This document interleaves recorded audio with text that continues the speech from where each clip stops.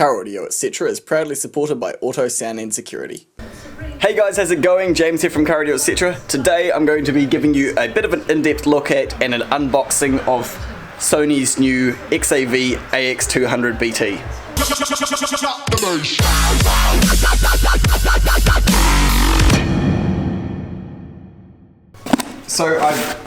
So we just got these stereos in, and I haven't installed one yet. We were going to, but we ended up ultimately switching it out for a Pioneer because it was going to be better for the customer. But I have had a good look at these, and they seem really cool, very similar to the AX100. But I figured a lot of you might have a lot of questions, or maybe some questions about what the main differences between this unit and the AX100 are. So I wanted to give you a bit of a look at that, because they are very similar, but there are some key differences. Okay, so first I will give you guys like the unboxing, show you what is in the box, what the unit looks like physically, and after we've done that I'll take you through back to the showroom and give you a rundown and in-depth look at basically the operating system, what you get on the unit, how it works, all that sort of stuff. So, open this up. So something that's I think quite good about this unit versus the AX100 is it actually now does come with mounting hardware for a cage situation. The AX100 didn't. It was only able to be bracket mounted. And I don't have one here to show you, but the AX100, which is this stereo's predecessor, though it was a double DIN size screen, it had only a single DIN size chassis on the back of it at the top half. So we've got the little trim panel which clips onto it, bag of goodies. So in here we've got, now it's going to be hard to see, but you can see on the back the USB extension cable, a microphone, main stereo harness, the standard Sony XAV-AX100BT infrared remote, a set of cage removal keys and screws, and a little strip of Velcro as well, which I believe from reading the manual that is meant to wrap around the USB connection to try and hold this male USB connected to the female USB on the stereo, which I'll show you in a minute. So that's the bag of goodies. And this is really weird and new, and I'll show you this in a close-up in a second, but basically got a piece of plastic here. It's like on the back you can see it's just plain. There's this lip thing here. On the front there's a weird slot. This reminds me, without dropping it, this reminds me of what a double DIN stereo would look like if you took the faceplate off. Like that looks like a connector for a a faceplate would connect onto there, but I don't know. I'll show you what it's for in a minute. It really confused me when I first got it out. So what on earth do we need that for?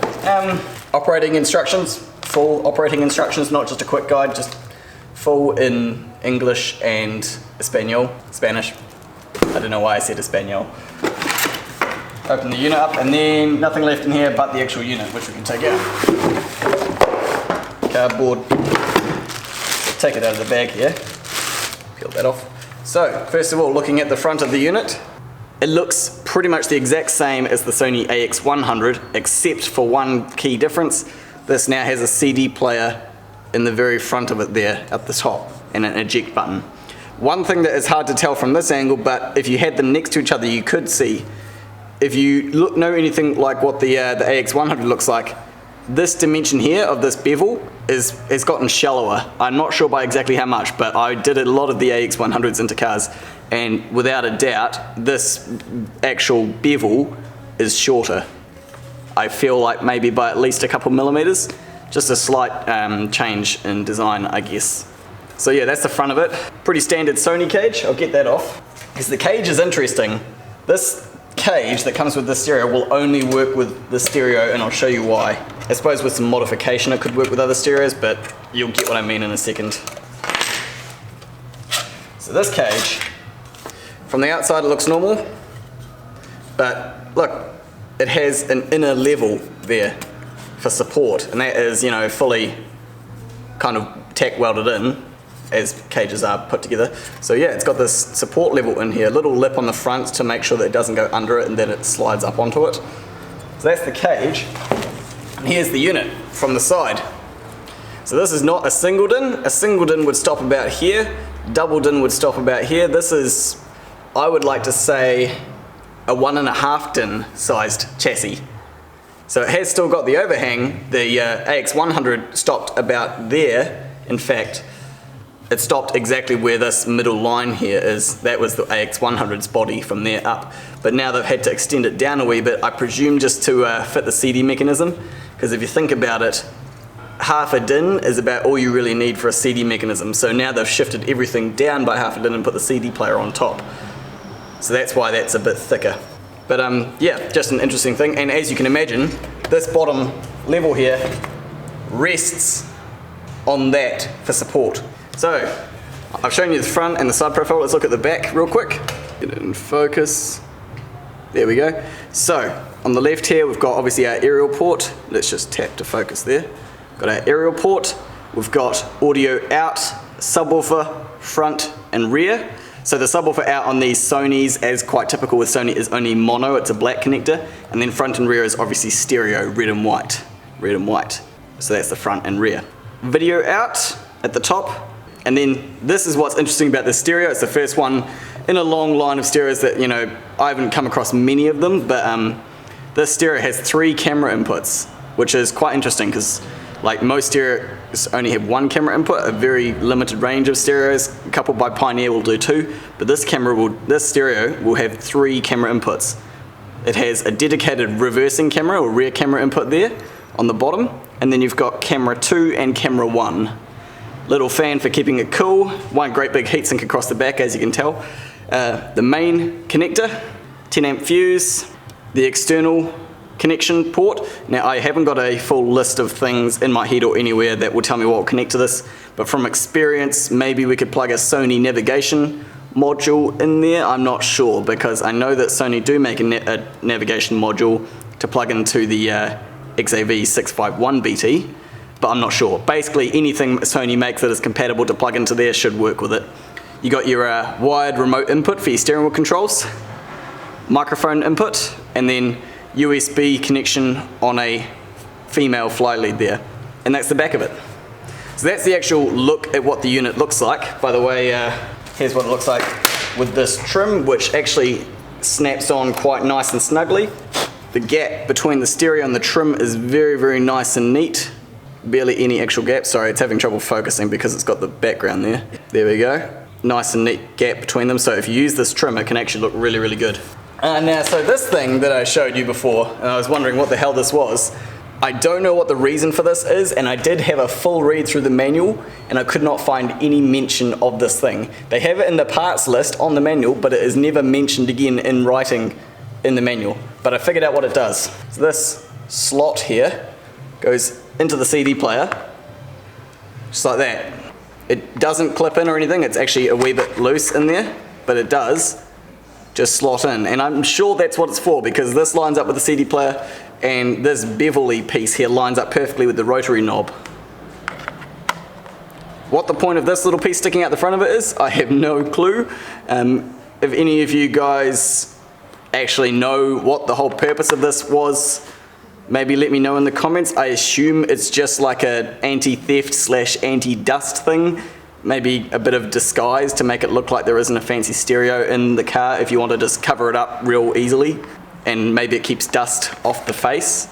But yeah, first time I've ever seen anything like that come with a stereo. It's just strange. But hey, I mean, I guess if it works, it works. So yeah, that's the unboxing and everything that's in there, what the unit actually looks like physically. Let's go back through to the showroom and I'll show you what the one which is already wired up and powered up looks like. Okay, so here's our demo one that we've got wired up, the Sony XAV-AX200. So it's just on demo mode at the moment, showing, you know, people some of the stuff it can do. But if I just click the home button here, it's a very, very similar home screen to what the AX100 had. So yeah, the big clock and then the sources down the bottom. The only difference is CD will show up on here if you have a disc in the actual drive there. So you got your radio, USB, Bluetooth audio, phone, which is obviously your Bluetooth phone connection, the camera source, and then over on the right hand side, settings. So your radio is, as I say, exactly the same as the AX100. You've got, you know, manual up and down buttons here, as well as seek up and down, seek down, presets along the bottom, and you've got 3 sets of them for FM, which you can swipe across to see. Second set of presets. It would have been, what I would have liked is would have been quite cool if, say, we were on just here 98, if when you swiped across it stayed on 98, as if there were 18 presets for one FM, as opposed to 3 separate FM tuners with 6 presets. But you know, you can't have it all, I guess, so that's cool. You got your 6 presets there, obviously one AM tuner with 6 presets, and that's the radio through and through pretty much. Press home again, USB, it's probably going to tell me that there's nothing connected. Yep, there we go, nothing connected. Bluetooth audio, Bluetooth phone, there's no point in me showing you those because there's nothing connected to it. But if I click camera here, same as the AX100, it would come up with the rear views display. You can see me there, there's you guys on the camera there. And what's different now, you can see if I tap the screen, I can get this to appear and go away. So we got rear 1 and 2, and you can just add a easy touch, press 1, nothing plugged into video 1, nothing plugged into video 2, but you can go back to rear. Now you might be wondering, what if I go into reverse? When you go into reverse, the stereo will automatically show you what is plugged into the reversing camera input, and you won't have that option to switch between them. It will only stay on the reversing camera input. So this switching from rear 1 and 2 is only if you are going through the camera source. But as I say, if you go in reverse, it'll just show you that. And also when you're in reverse, I'm pretty sure it will display up the parking lines. These Sonys do have some built-in parking lines that you can, you know, set up. They're not as good as the Pioneer ones in my opinion, but they can do the job. I think the Sony ones work better if you've got the camera in the center of the car rather than off to one side. Let's just go home again and I'll show you the settings. So there's not much to have to show you with the stereo. Fortunately, it's quite simple, but I can show you all the settings now. It's exactly the same as the AX100 is, except for maybe a couple things. So we've got our language, English, demo mode, we've got that on, the date and time, beep, so you can turn beep on and off for when you push a button. Dimmer, except the reason it's not making any sound with the beep at the moment, by the way, is because we haven't got our comparator for this turned on. The dimmer level, it does have a dimmer input for the headlights, so you can adjust what that is, and this little graph here is just to sort of show you what it's going to look like when it's dimmed. Touch panel adjust, you should really never have to adjust that. So camera input, what this is, you can actually adjust each individual camera input a wee bit. So if I click rear, you can choose to turn it off, have it on normal mode or reverse image. Same goes for 1 and 2. If I click 1 off, normal and reverse, 2 off, normal, reverse. So if I turn number 2 off and then go home and now click on camera, we've only got rear and 1. So you can actually you can have rear camera turned off, you can have just camera 1, you can have cameras 1 and 2 turned off, or rear and 1, like whatever you guys want. You can set different camera inputs to be on or off, and also reverse their image if you need them to be, because a lot of situations other than the rear of a car, the image is going to need to be reversed. Let's go back to the settings. Rear camera line settings, so this is where you would adjust your rear camera line, so I can choose 1 and move it up or down, expand it. One thing you can't do with the Sony though is you can't move them left and right, so you can't get any like sideways movement or slant. All you can really do is make each individual line bigger, smaller, and move them up and down. So, and you can't turn them off, unfortunately. That's one thing I do prefer the Pioneers over the Sonys, is that you can actually turn these lines off and there's a bit more adjustability with them, but that's for another video. The steering wheel controls, you've got custom or preset. So preset mode is if you're using a external steering wheel interface module like a Access ASWC1 or a pack or something. So that's what preset is. Custom is using the built-in resistive steering wheel control learning system. So if I click, so if you're on preset and I go back, this section here is grey, you can't touch it. But if you're on custom, then you can go into steering wheel control custom, and you can actually learn each of these functions to the buttons on the steering wheel. And that is only for resistive steering wheel controls, by the way, guys, which for the most part is Japanese cars and a couple of Australian ones like Holdens and Fords. As far as I've come across yet, not really any European cars have them. I honestly don't know what American cars have, because we don't have very many American cars here in New Zealand. but that's what that's for. Oops, we need to go back to settings. And one thing that is new with the stereo over the AX100, which is, as I say, its predecessor, on the steering wheel control custom, they have one new function here, and it's voice control. So before you did have, same as all these other Sonys actually, you've got seek down, seek up, play pause, source, skip, attenuate, volume up and down, hang up and pick up. But this one now adds voice control, so that's new. Going down a bit further, Bluetooth connection. I mean, you can have it off if you want. This is also where you get to your pairing mode on Sonys. Clock time. Now I believe that if you turn it on, it derives the clock time from the radio.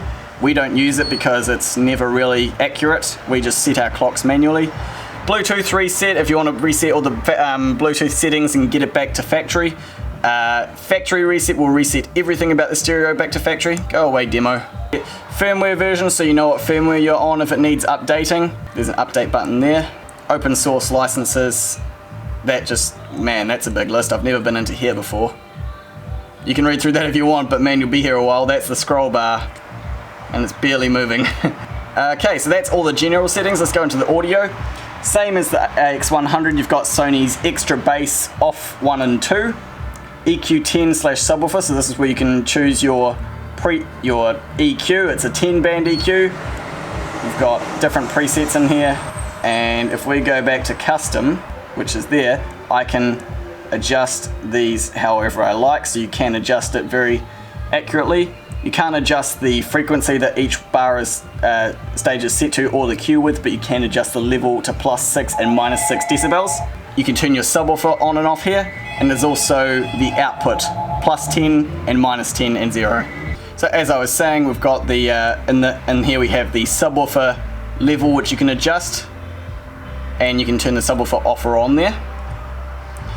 Balance and fader, pretty standard. I do like that you can adjust it just by going like this. You don't have to go tap, tap, tap, tap, tap, tap, tap, tap, tap. You can flick it around wherever you want.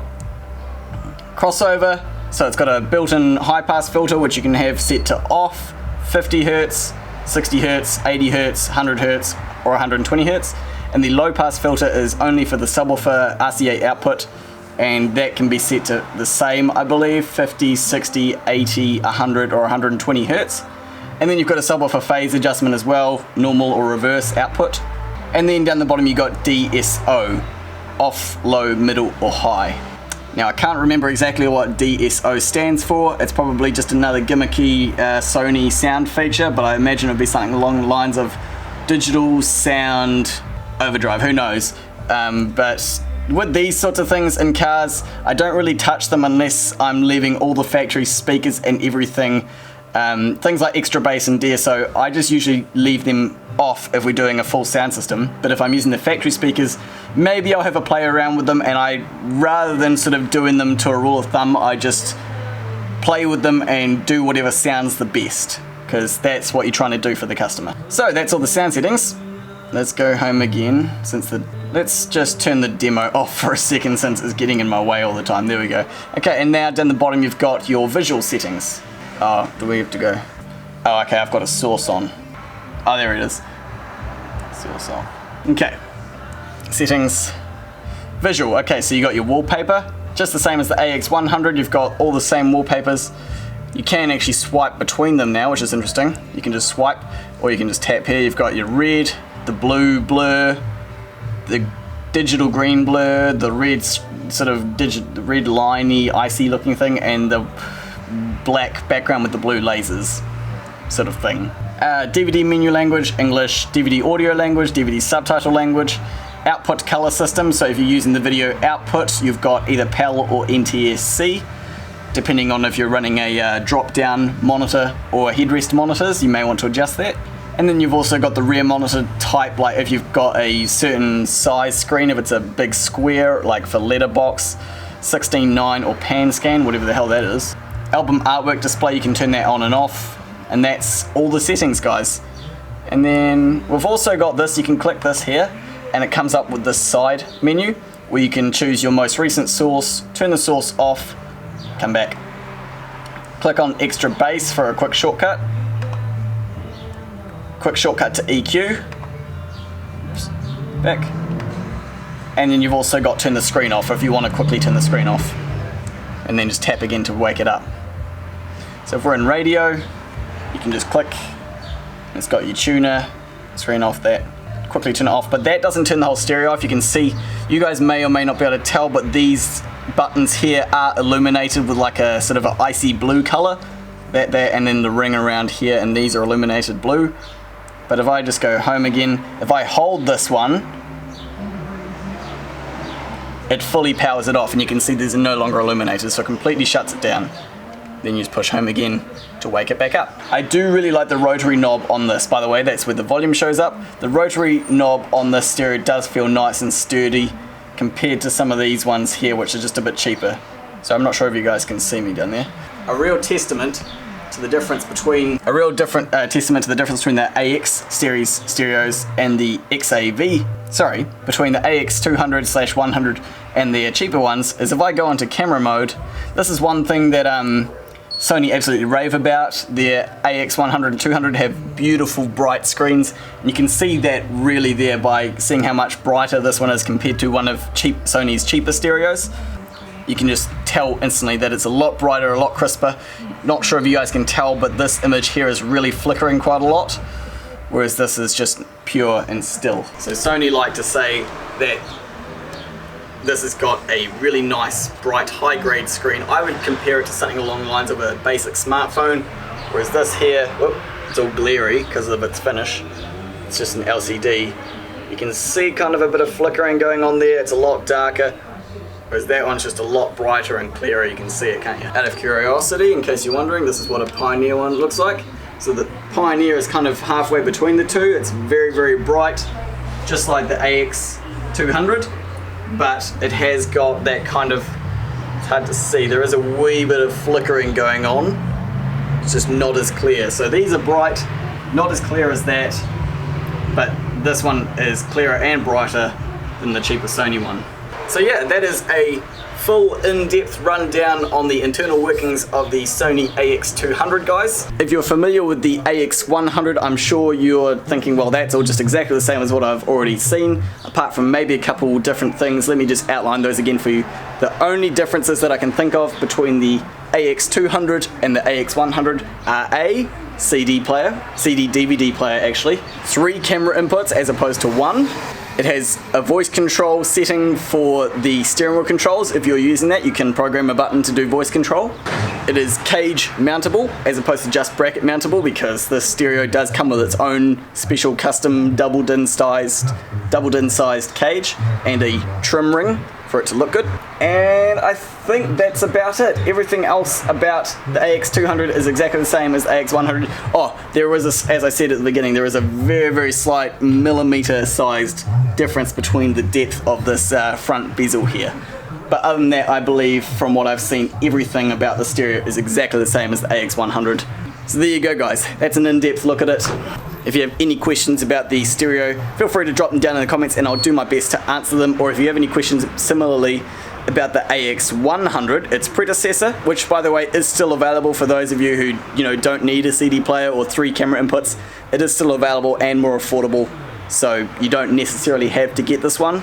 Let me just quickly look in here, because Sony gave us a little sheet on it so we knew what to promote about it. What's DVD playback, touchscreen gesture commands, tap, swipe, screen gestures. What's your best DSO stands for Dynamic Stage Organizer, and you can set it to off, 1 or 2. Well, that's very specific, isn't it? I guess just you play with it, guys. You just got to play with those sorts of settings. It's very Sony sort of thing.